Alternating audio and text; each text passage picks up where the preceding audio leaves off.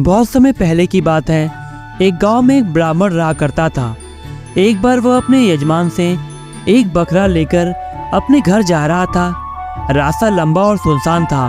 आगे जाने पर रास्ते में उसे 3 ठग मिलते हैं। ब्राह्मण के कंधे पर बकरे को देखकर वो तीनों बहुत ज़्यादा खुश हो जाते हैं और सोचते हैं अगर ये बकरा उनके हाथ लग जाए तो उनकी तो मौज हो जाएगी। ये बात सोचकर पहला ठग ब्राह्मण के पास जाता है और बोलता है, पंडित जी, ये आप कंधे पर क्या ले जा रहे हैं? ये आप क्या अनर्थ कर रहे हैं? ब्राह्मण होकर कुत्ते को कंधे पर बैठाकर ले जा रहे हैं। ये बात सुनकर ब्राह्मण बहुत ज़्यादा गुस्सा हो जाता है और बोलता है, तू अंधा हो गया है क्या? दिखाई नहीं देता क्या? ये एक बकरा है, ये कोई कुत्ता नहीं है। ब्राह्मण की बात सुनकर पहले ठग ने उससे कहा, पंडित जी, मेरा काम तो आपको बताना था। अगर आपको कुत्ता ही अपने कंधे पर ले जाना है तो मैं क्या कर सकता हूँ उसमें?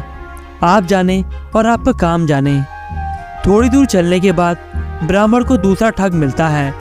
उसने ब्राह्मण को रोककर कहा, पंडित जी, क्या आपको पता नहीं कि उच्च कुल के लोगों को अपने कंधे पर कुत्ता नहीं लादना चाहिए?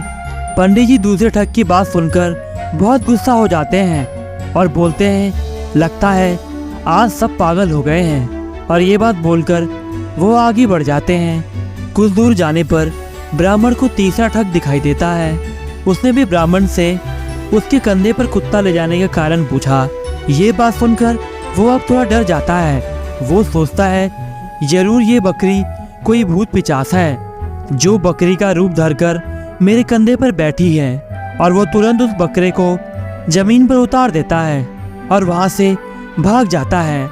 उन ब्राह्मण के जाते ही वो तीनों ठग बकरे को मारकर खूब दावत उड़ाते हैं। इस कहानी से हमें ये सीख मिलती है, किसी झूठ को बार बार बोलने से वो सच की तरह लगने लगता है। इसलिए हम सबको अपने दिमाग से काम लेना चाहिए और अपने ऊपर विश्वास रखना चाहिए।